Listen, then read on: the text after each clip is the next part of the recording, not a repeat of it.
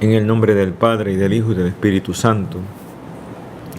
Ven, Espíritu Santo, llena los corazones de tus fieles y enciende en ellos el fuego de tu amor. Envía tu Espíritu, todo será creado y renovarás la faz de la tierra. Oh Dios, que has iluminado los corazones de tus fieles con la luz del Espíritu Santo, concédenos sentir rectamente con el mismo Espíritu y gozar siempre de sus divinos consuelos. Por el mismo Jesucristo nuestro Señor. Amén. Señor, te damos gracias por este encuentro, por esta lección. Hoy vamos a tomar el tema del bautismo y la confirmación, sacramentos de la iniciación cristiana que nos han abierto las puertas para participar de tu pueblo, de tu casa, de tu familia. Gracias por los dones que nos otorgas en tus sacramentos y permite que estas lecciones nos ayuden a participar de ellos con la actitud de vida y la correspondencia de amor que tú mereces de tu pueblo santo. Danos tu bendición y abre nuestro entendimiento y voluntad para poder transmitir el mensaje debido y correcto. Lo pedimos por Jesucristo nuestro Señor. Amén. En el nombre del Padre, y del Hijo, y del Espíritu Santo. Amén. Vamos a tratar hoy el tema 21 de nuestras lecciones de este taller de formación doctrinal. Estamos entrando ya en el tema de los sacramentos y la vida moral de la Iglesia, del cristiano, mejor dicho. Hoy vamos a tomar el tema del bautismo y la confirmación, dos sacramentos que llamamos de la iniciación cristiana. Eventualmente vamos a tratar sobre la Eucaristía, que es el tercer sacramento importante que nos inician en la vida cristiana.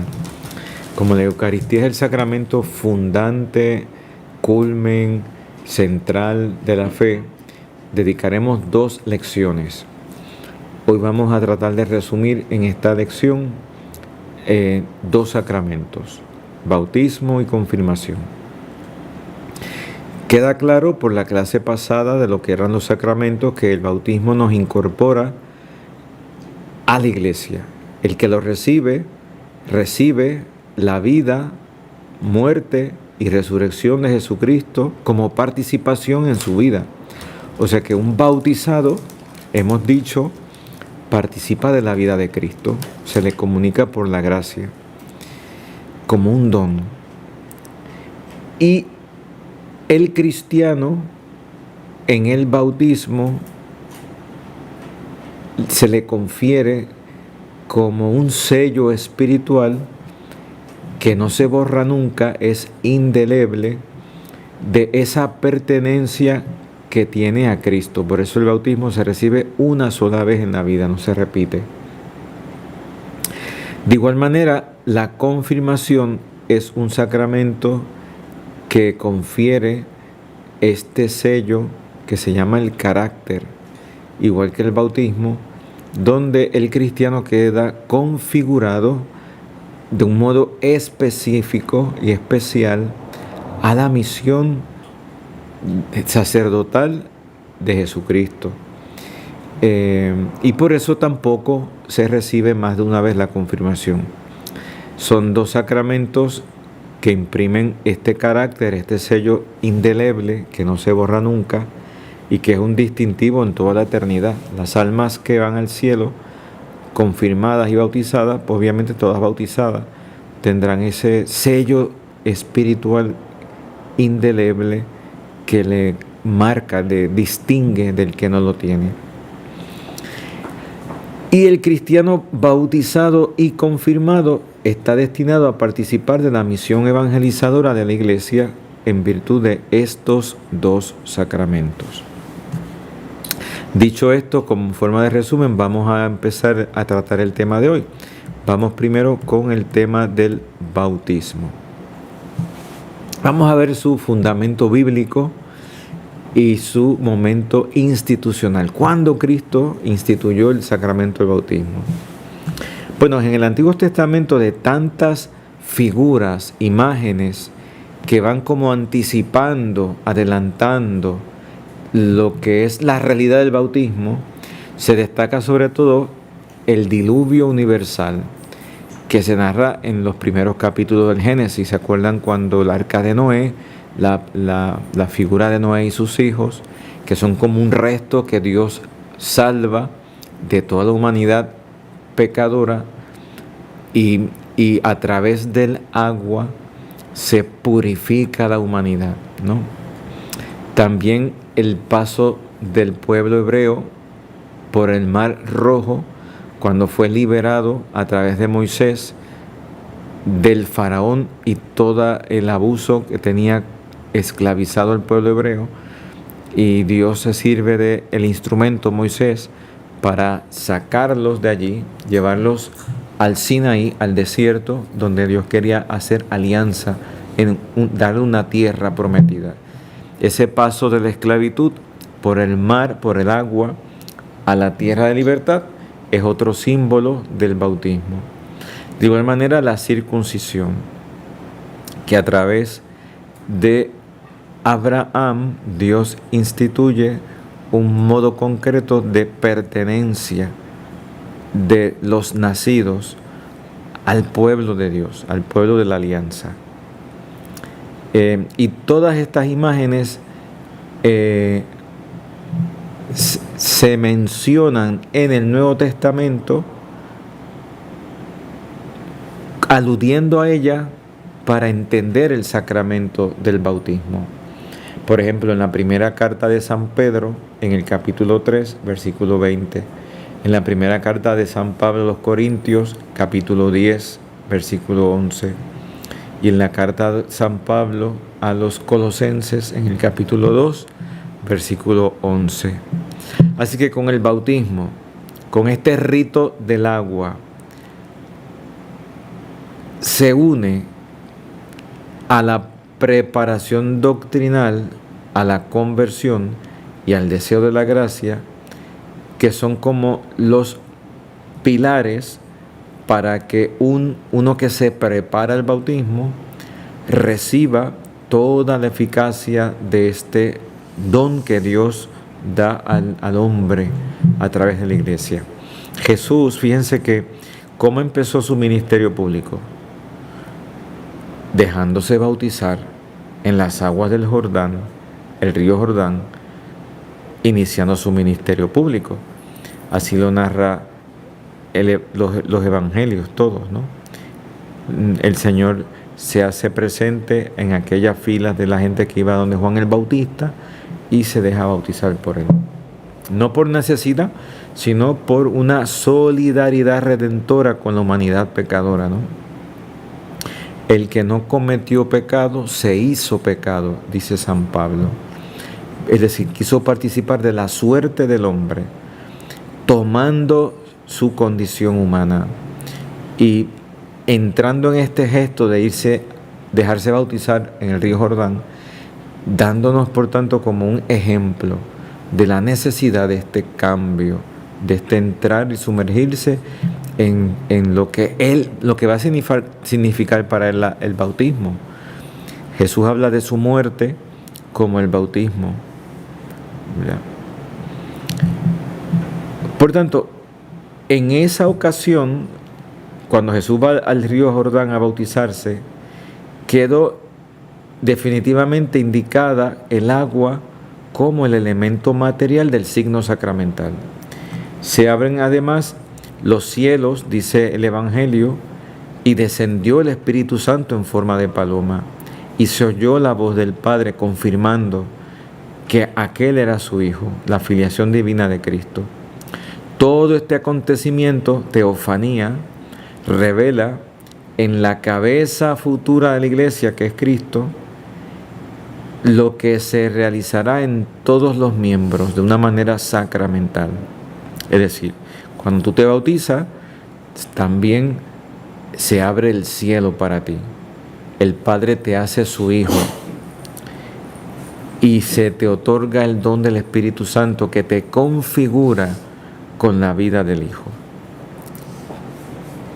Más adelante también conocemos en el relato del Evangelio, en el diálogo que tuvo Nicodemo con Jesús, en el capítulo 3 del Evangelio de Juan, donde Jesús afirma ese vínculo espiritual del espíritu, neuma en griego, que existe entre el agua del bautismo y la salvación.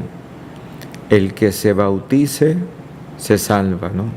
Si no naces del agua y del espíritu, no entrarás en la vida eterna. Por tanto, el que no nazca no puede entrar en el reino de Dios, dice Juan 3:5. El misterio pascual, por tanto, confiere al bautismo su valor salvífico. Cuando digo misterio pascual, ¿a qué me refiero? A la pasión, muerte y resurrección de Jesucristo. Ese evento único e irrepetible se llevó a cabo una sola vez en Cristo, por Cristo, con Cristo. Es lo que da valor a todos los sacramentos, tener una eficacia de que nos otorguen la gracia, la participación en la vida divina. Eso es lo que quiere decir cuando digo que el bautismo, su valor salvífico lo recibe del misterio pascual. Jesús dice, por ejemplo, que a través de su pasión iba a sufrir en Jerusalén, y dice, a modo de un bautismo con el que debía ser bautizado. Son expresiones que usa Jesús hablando de su muerte. Marcos 10:38, Lucas 12:50. De modo que la sangre y el agua que brotan del costado de Jesús crucificado son también figuras del bautismo y de la Eucaristía. Sangre y agua, sacramentos todos de la nueva alianza. Así también lo enseña el Catecismo en el numeral 12:25. Y Jesús, antes de subir a los cielos, dice a los apóstoles: vayan también ustedes y hagan discípulos a todas las gentes, bautizándolas en el nombre del Padre y del Hijo y del Espíritu Santo, y enseñándoles a guardar todo lo que yo les he mandado.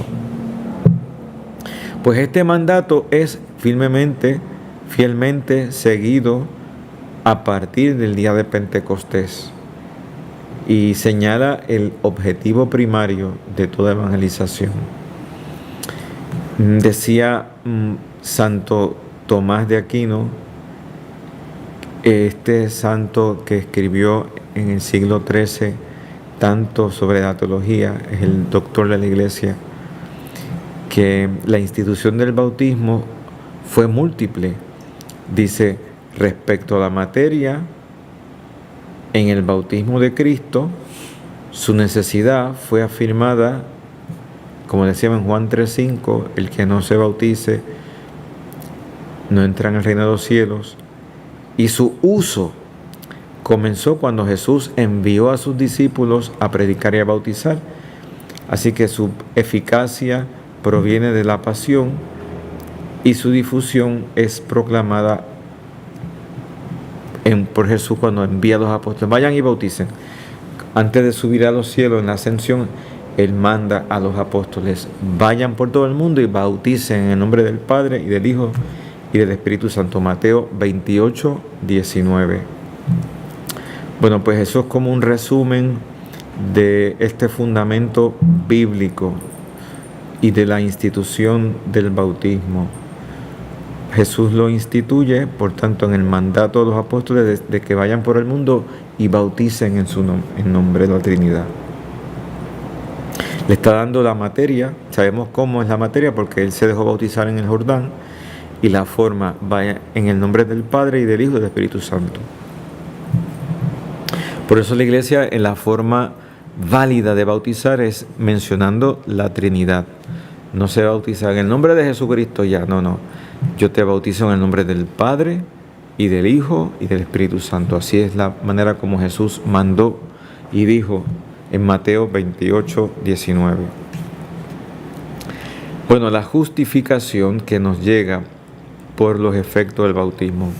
Dice Romanos capítulo 6, versículo 3. ¿O es que ignoráis que cuando fuimos bautizados en Cristo Jesús, fuimos bautizados en su muerte? Fuimos pues con Él sepultados por el bautismo en la muerte, a fin de que al igual que Cristo fue resucitado de entre los muertos por medio de la gloria del Padre, así también nosotros vivamos una vida nueva. De modo que el bautismo, incorporando al fiel a la vida, muerte y resurrección de Jesucristo, es decir, a su acción salvadora, me incorpora, me hace uno con Él, me otorga la justificación. Dice San Pablo en Colosenses 2, sepultados con Él en el bautismo, con Él también habéis resucitado por la fe en la acción de Dios, que resucitó de entre los muertos. Se añade también a la incidencia de la fe con la que se nos otorga el rito del agua, otra afirmación de Pablo. Dice, hemos sido revestidos de Cristo. Gálatas 3:26. Todos sois hijos de Dios por la fe en Cristo Jesús. Y en efecto, todos los bautizados en Cristo os habéis revestido de Cristo. Gálatas 3:26 al 27. Es un texto importantísimo. O sea que un efecto del bautismo es ese revestimiento en Cristo por el que participamos de su vida. Hemos sido sepultados y resucitados con Él. Por tanto, la justificación del bautismo se traduce en los efectos concretos que recibe el alma del cristiano, que son efectos que sanan su condición y nos elevan, nos hacen hijos de Dios. Cuando decimos que sanan es porque perdonan nuestros pecados por el bautismo. Y cuando decimos que nos eleva es porque nos hace partícipes de la naturaleza divina. Dice también el libro de los Hechos que Pedro le dice a convertíos en la predicación del día de Pentecostés a los judíos, y que cada uno de ustedes se haga bautizar en el nombre de Jesucristo para remisión de vuestros pecados y recibiréis el don del Espíritu Santo. Hechos 2:38. De modo que además de la remisión del pecado en los adultos y en los niños, de todos los pecados personales, se remite también a la totalidad de la remisión de la pena temporal y la eterna del pecado, aunque permanecen en el bautizado consecuencias temporales del pecado, pues como son los sufrimientos, la enfermedad, la muerte, la fragilidad inherente de la vida, pues porque tenemos debilidades de carácter, etcétera, ¿no?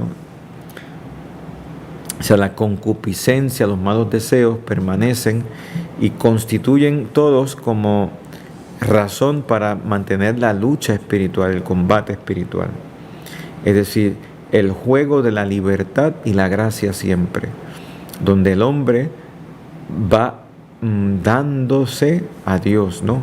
Rindiéndose a Dios, dándole su voluntad a Dios, y Dios a cambio va sanando las heridas del pecado, que ya han sido perdonados en cuanto la culpa temporal y eterna, la pena temporal y eterna.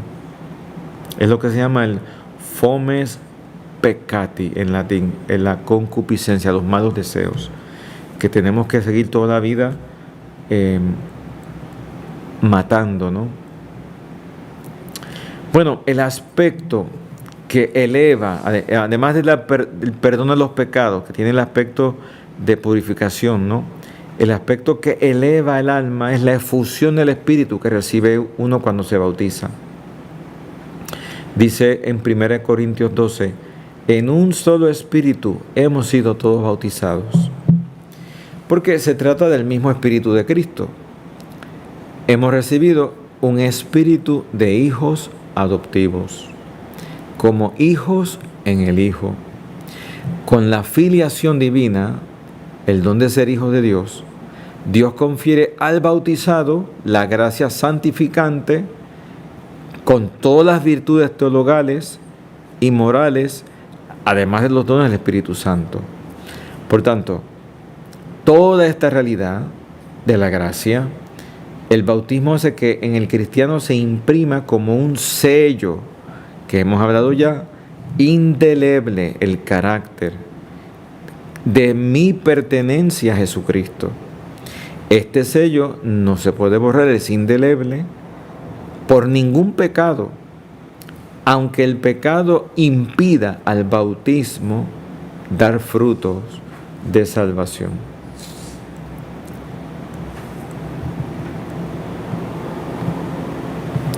Como fuimos bautizados en un solo espíritu, para no formar más que un solo cuerpo, dice San Pablo en 1 Corintios 12, esa incorporación a Cristo es a la vez incorporación a la iglesia. Quedamos vinculados con los demás cristianos. Y por tanto, los bautizados somos linaje elegido, como dice Primera de Pedro. Somos sacerdocio real. Somos una nación santa, un pueblo adquirido para anunciar las alabanzas de aquel que nos llamó a salir de las tinieblas para entrar en su luz admirable.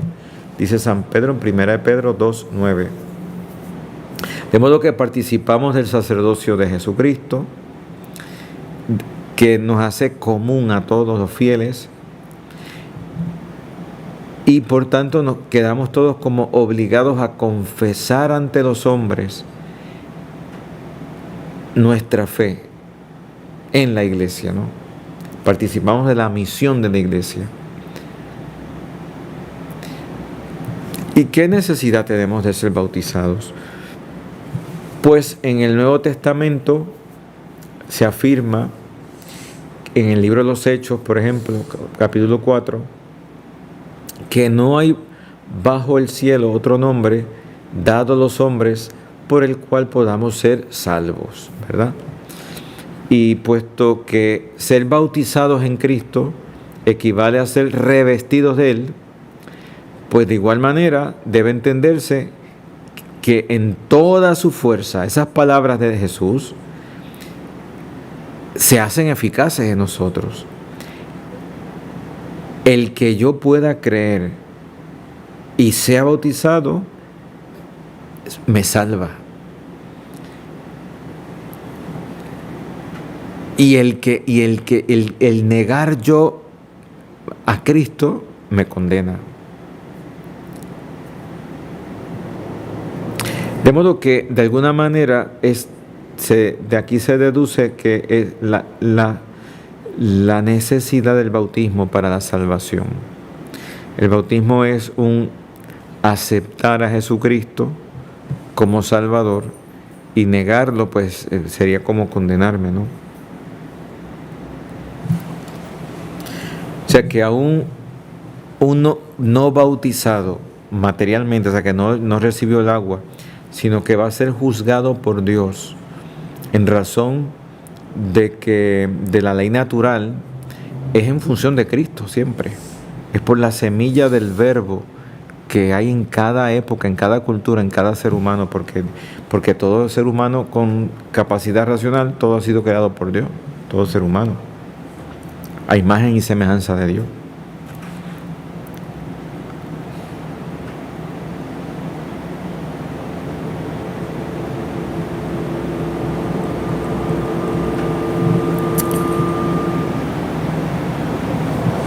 Existen situaciones especiales, como ya hemos dicho, donde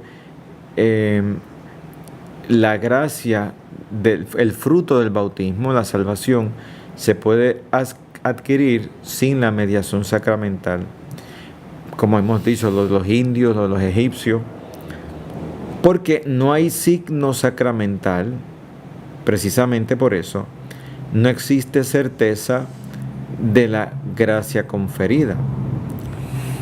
O sea que puede salvarse aunque no haya el signo, pero no tenemos certeza de la gracia que se haya concedido. Lo que la tradición eclesial ha llamado lo que es el bautismo de sangre o el bautismo de deseo, que no son actos recibidos, sino un conjunto de circunstancias que concurren en la persona. Pues el bebé que no se logró bautizar, pero la mamá quería hacerlo, o la persona que se estaba preparando para bautizarse y a lo mejor se murió en el tiempo en que se preparaba, pero estaba de intención el deseo. Hay un bautismo de deseo. Por tanto, hay como un efecto del sacramento sin el signo del sacramento. O sea que Dios se sirve de eso.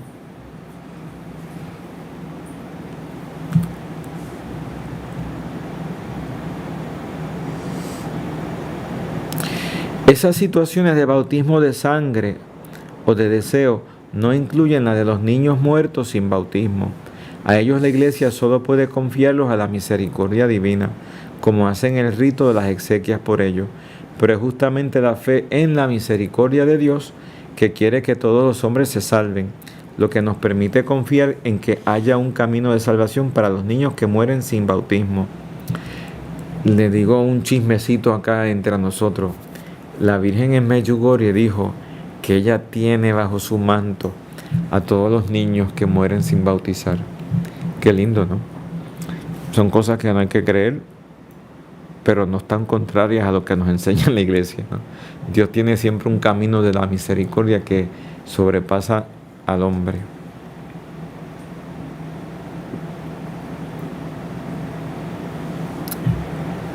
¿Y cómo se lleva a cabo la celebración litúrgica del bautismo? Bueno, pues hay un rito de acogida en donde se preparan a los candidatos, los padres y padrinos que se han escogido le acompañan en ese proceso, donde el catecúmeno, así se llama el que se va a bautizar, catecúmeno, va asumiendo como unas responsabilidades. En los casos de adultos se llama el catecumenado, ¿verdad? Y se van siguiendo como unas lecturas bíblicas en ese proceso que van como ilustrando el misterio del bautismo. Y también va participando de unos actos litúrgicos.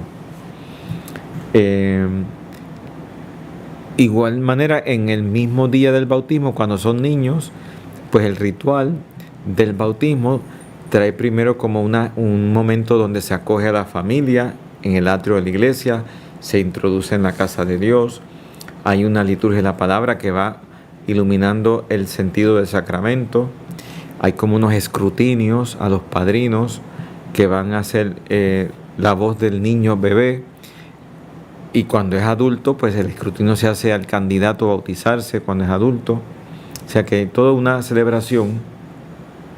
Luego se invoca a la intercesión de los santos, en donde este candidato a ser bautizado va a ser integrado en esa fe y en esa comunión, esa vida de familia de los hijos de Dios.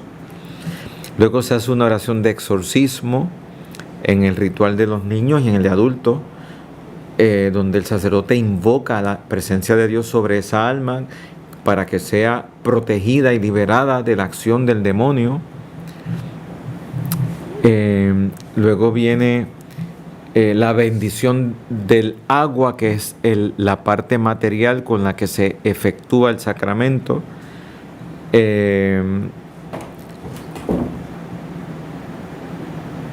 Y luego las renuncias al enemigo, a Satanás, al pecado, para asumir la fe.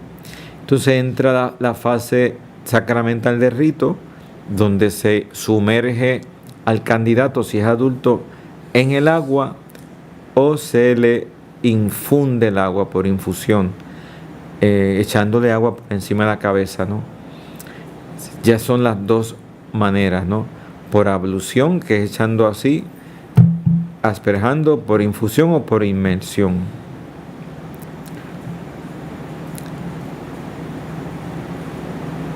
Siempre hay que dejar que el agua corra por la cabeza, significando así el verdadero lavado del alma. La materia válida para el sacramento se sabe que es el agua. El ministro derrama 3 veces el agua sobre la cabeza del candidato, anunciando la forma que Jesús enseñó: yo te bautizo en el nombre del Padre y del Hijo y del Espíritu Santo. Esa es como la forma que da, son las palabras que dan sentido al gesto y a la materia que se echa, ¿no?, que es el agua. En las liturgias de la Iglesia Oriental se usa la fórmula: el siervo de Dios tal es bautizado en nombre del Padre y del Hijo y del Espíritu Santo. Los ritos después del bautismo o explicativos ilustran el misterio que se ha llevado a cabo. Por ejemplo, se unge luego la cabeza del bautizado. Si se confirma en ese mismo momento, ahí se le confirma con la unción del crisma, anunciando que va a participar de la misión común de Cristo, sacerdote, esa crismación. Luego se le entrega la vestidura blanca al candidato bautizado ya, al neófito, al nuevo en la fe. Se llama neófito, nuevo en la fe. Si es el niño, se le pone ahí el pañito por la cabeza. A veces se le pone toda la ropa en ese momento blanca, como un signo de la inocencia bautismal, de la pureza, la santidad de vida. Hemos sido revestidos de Cristo, de la gracia. Y luego se tiene el ritual de el lucernario, donde se le entrega el cirio, que es la luz de Cristo, encendida del cirio pascual, porque el bautizado vive como un hijo de la luz, iluminado por la fe que le da Cristo. Y ese es el rito luego de la iluminación de la vela, y luego el efetá, que es una palabra aramea que se conserva en el Nuevo Testamento, en el Evangelio, que Jesús pronunció cuando abrió los oídos a los sordos y la boca a los mudos y la visión a los ciegos, ¿no? El efetá, ábrete, significa ábrete. Y entonces ahí el ministro toca con sus dedos los oídos y la boca del neófito, del nuevo en la fe, para significar la actitud de escucha y de proclamar de la palabra de Dios que va a tener el nuevo cristiano. Y finalmente se hace el Padre Nuestro, y si es un adulto que se hace dentro de la liturgia, continúa la liturgia eucarística, para manifestar así que todos somos hijos de Dios, el Padre Nuestro. Ese es como el ritual del bautismo, de tanto de niños como de adultos. El ministro ordinario del bautismo es el obispo o el sacerdote, y en la Iglesia Latina también el diácono.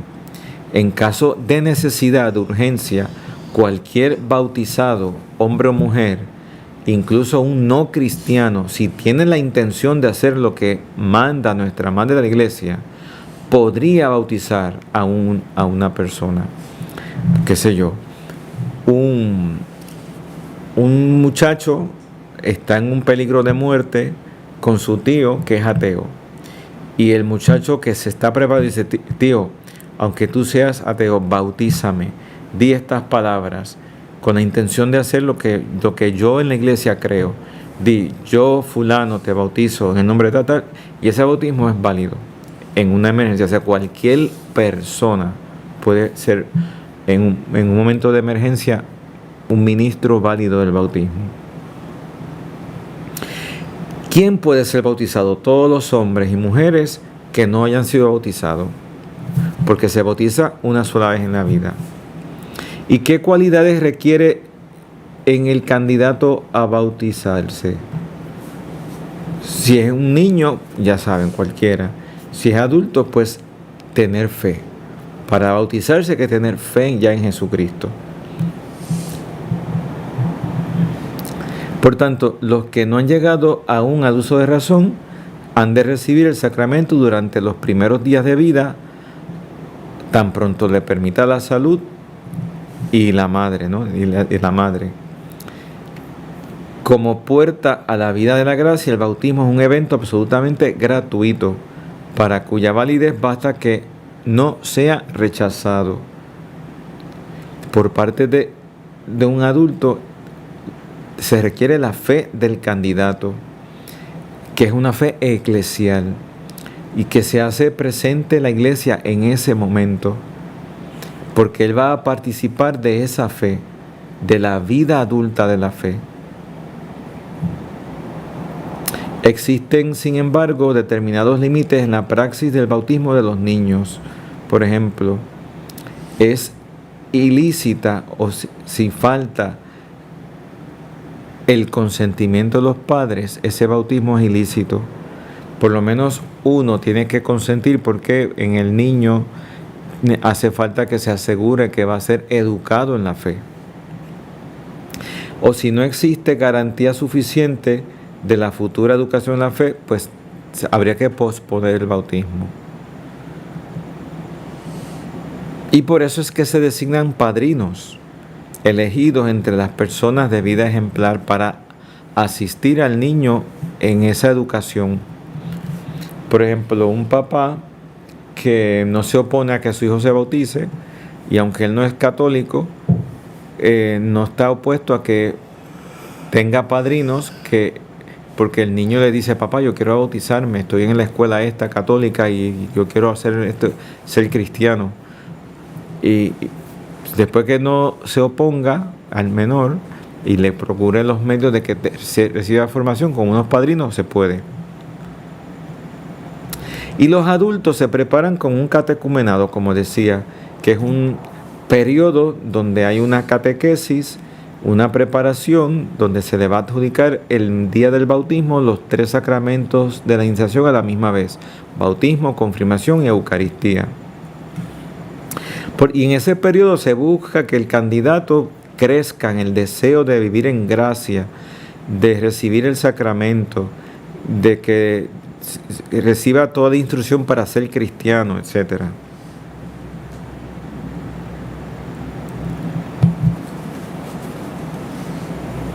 Muy bien. Vamos ahora a hablar de la confirmación. Bueno, la confirmación, a nivel histórico o bíblico, ¿dónde se puede encontrar? ¿Dónde se configura? Pues mira, cuando en el Antiguo Testamento las profecías de Isaías, Jeremías, Ezequiel, los grandes profetas, hablan de la figura del Mesías, se refieren a él como el ungido. Por tanto, hablan de que sobre él reposará el Espíritu de Yahvé. Ese aspecto de ungido, Mesías, Cristo, es todo lo mismo. Ungido significa Mesías.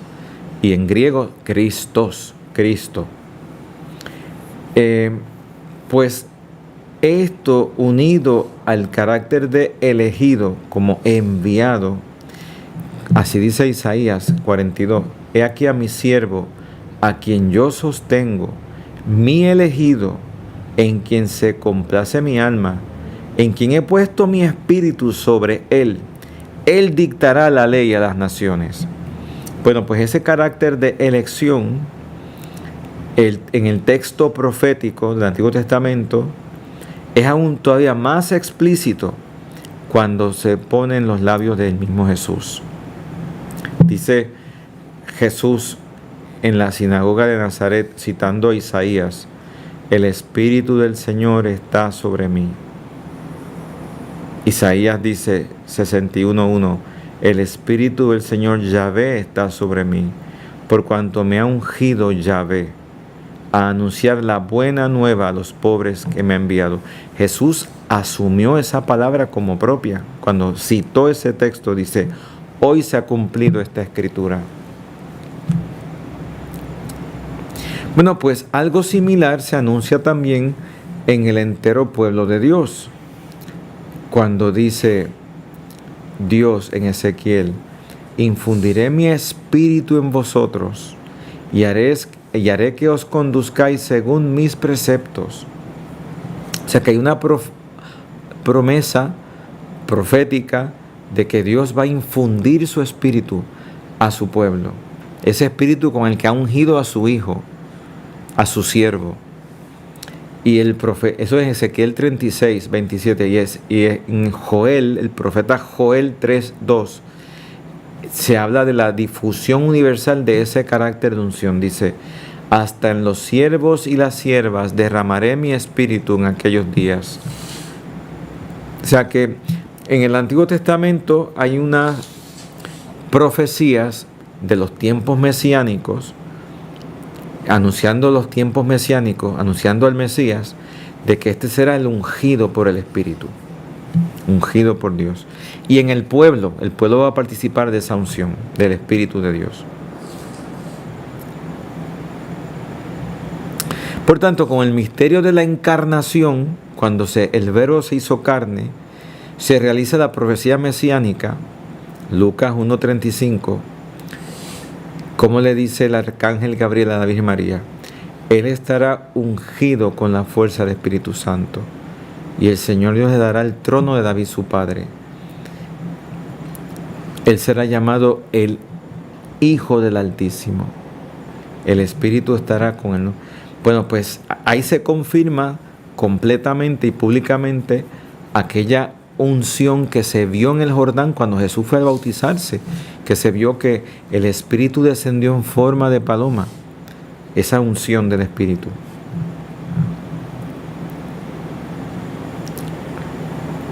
Y se oye la voz del Padre actualizando la profecía de la elección. Este es mi hijo, el elegido. Todas aquellas profecías de Isaías capítulo 61, el Señor lo ha ungido y lo ha elegido, pues se cumple. Este es mi hijo a quien he elegido en el día del bautismo de Jesús.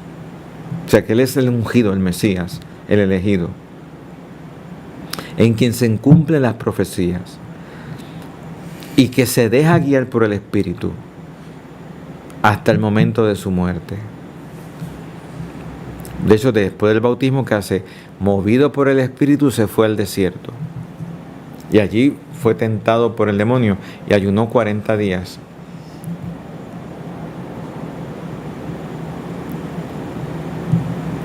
Por tanto, en el misterio de la encarnación se va a cumplir toda la profecía mesiánica. Y antes de ofrecer su vida por nosotros, Jesús prometió que enviaría al Espíritu Santo, como sucedió el día de Pentecostés, haciendo referencia explícita a aquella profecía de Joel que hablaba en el Antiguo Testamento, capítulo 3 de Joel. Y el día de Pentecostés, Hechos 2, se dio inicio a la misión universal de la iglesia, con la unción de la iglesia, del colegio apostólico, de los primeros discípulos, enviándoles a todo el mundo. El mismo Espíritu derramado en Jerusalén sobre los apóstoles es por ellos comunicado a los bautizados mediante la imposición de las manos y la oración. Cuando uno lee el libro de los Hechos, uno ve cómo los apóstoles, según iban bautizando, también imponían las manos sobre los que eran bautizados y recibían el don del Espíritu Santo. Hechos capítulo 8, versículo 14 al 17, Hechos capítulo 19, versículo 6. Pues esa práctica llega a ser tan conocida en la iglesia primitiva que la carta a los hebreos, como parte de la enseñanza primordial, elemental de la iglesia primitiva,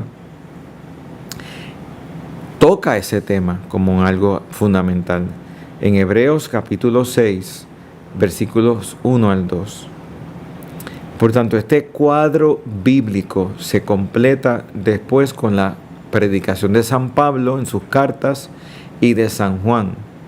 Ahí San Pablo muchísimas veces habla de la unción, habla del sello con el Espíritu Santo en los cristianos, por ejemplo en 2 Corintios capítulo 1, en Efesios capítulo 1, en 1 de Juan capítulo 2, todos son textos del Nuevo Testamento que San Pablo y San Juan acentúan el carácter de pueblo ungido por el Espíritu Santo, el nuevo pueblo de Dios. Y por esto la liturgia encontró un modo de manifestarlo en sus ritos, con lo que se llama con el óleo perfumado, que es el crisma.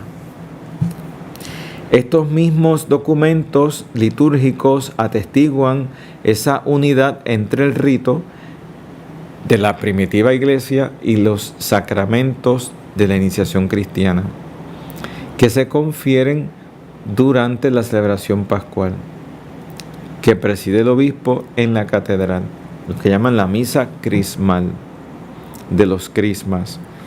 Date cuenta que el sagrado crisma o la unción del óleo perfumado, que hace referencia a toda esa práctica y revelación donde el cristiano lleva el buen olor de Cristo, dice San Pablo, pues esa práctica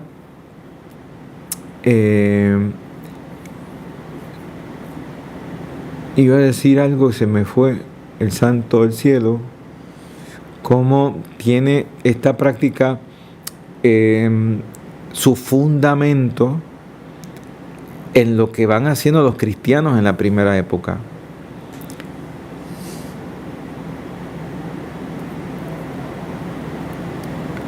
Iba a decir, ya me acordé, que interesante que los 3 sacramentos de la iniciación cristiana, que se repiten una sola vez, que imprimen carácter, son los sacramentos que se utiliza el crisma en el bautismo, en la confirmación y en el orden. De modo que se puede decir que el crisma es como el signo visible, sensible, sacramental de lo que llamamos el carácter, que se refiere a esa unción del Espíritu Santo en el que lo recibe. Porque el crisma no se usa en otros sacramentos, solamente en esos 3, que se recibe una sola vez. Bueno, cuando el cristianismo se difunde fuera de las ciudades y el bautismo de los niños pasa a ser masivo, ya no es posible seguir la praxis primitiva. Mientras en Occidente se reserva la confirmación solo al obispo, separándola del bautismo, en Oriente se conserva la unidad de los sacramentos de la iniciación, conferidos contemporáneamente al recién nacido por el presbítero. Acá en la iglesia occidental, solamente el obispo es el ordinario del sacramento de la confirmación, aunque lo puede delegar en un presbítero. Pero lo habitual es que sea el obispo. En Oriente, en cambio, el sacerdote que bautiza confirma a la misma vez. Antes se hacía así, antes del Concilio Vaticano II en la iglesia occidental. Bueno, ¿qué significa el confirmarse y los efectos de la confirmación? Bueno, el crisma, como ya hemos dicho, que está compuesto de aceite de oliva y bálsamo, por eso el perfume, el olor que tiene, es consagrado por el obispo o por el patriarca y solo por él durante la misa crismal. La unción del confirmando con el santo crisma es un signo de su consagración al Señor.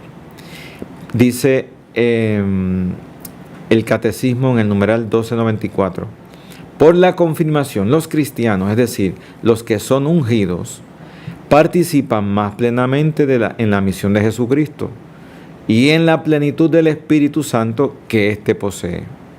Participan más plenamente en la misión y en la plenitud del Espíritu, a fin de que toda su vida desprenda ese buen olor de Cristo, que es una frase de San Pablo en 2 Corintios 2:15, buen olor de Cristo.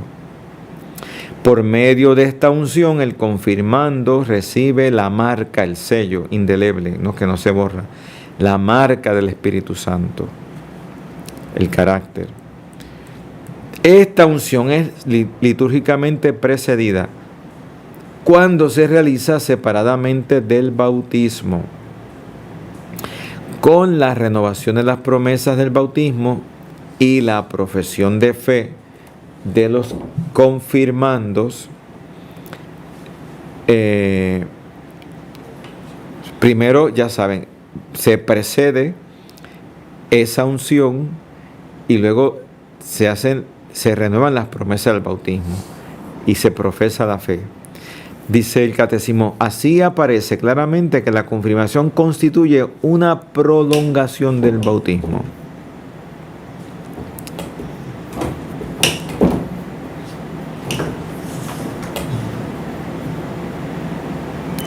Por la unción del santo crisma en la frente, hecha imponiendo la mano sobre estas palabras, dice el obispo, recibe, imponiendo la mano por esta señal, el don del Espíritu Santo, y con el dedo pulgar hace la cruz ungiendo al confirmando. Y el confirmando dice amén.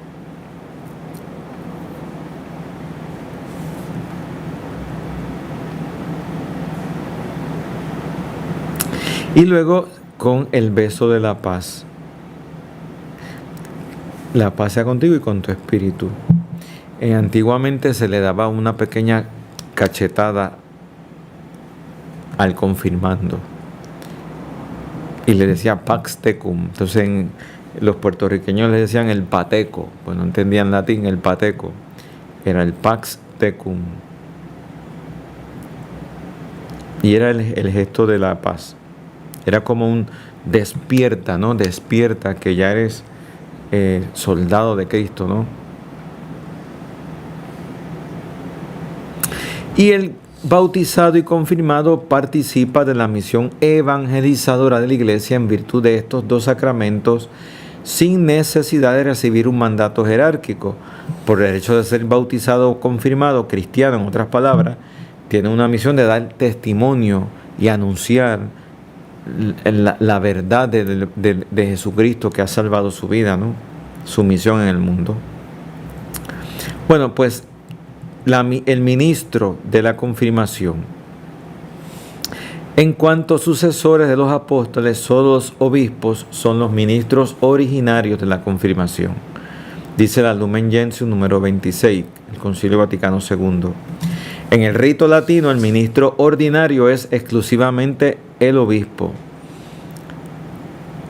Un presbítero puede confirmar válidamente solo en los casos previstos por la legislación general. Bautismo de adultos, si yo bautizara a un adulto, pues en ese rito puedo confirmar.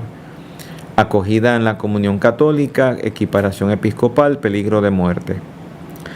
O cuando recibe la facultad específica o cuando es asociado momentáneamente a estos efectos por el obispo. Un vicario episcopal en una zona que no es obispo, el obispo lo puede delegar para que haga la confirmación en tal zona. En las iglesias orientales es ministro ordinario también el presbítero ordinario. En la occidental, en nosotros, la iglesia latina, yo soy ministro extraordinario de la confirmación, no ordinario. Ordinario el obispo.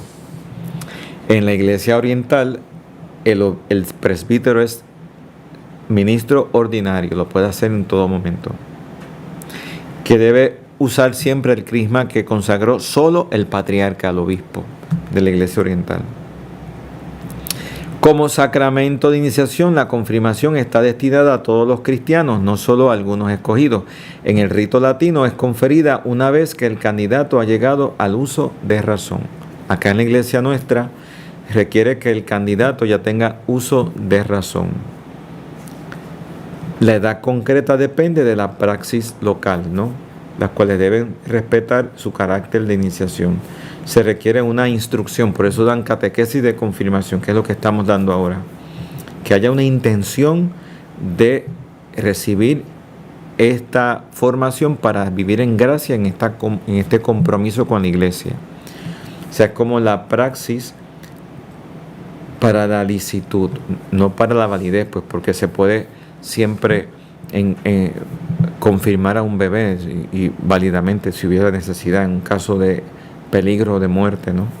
Para que ese bebé vaya al cielo con todos los sacramentos. Bueno, hemos terminado esta clase de hoy sobre el sacramento del bautismo y la confirmación. Damos la bendición y pedimos la gracia de nuestra Madre del Cielo. Dios te salve María, llena eres de gracia, el Señor es contigo. Bendita tú eres entre todas las mujeres y bendito es el fruto de tu vientre Jesús. Santa María, Madre de Dios, ruega por nosotros pecadores, Ahora y en la hora de nuestra muerte. Amén. La bendición de Dios Todopoderoso, del Padre y del Hijo y del Espíritu Santo, en la divina voluntad, descienda sobre todos ustedes. Amén.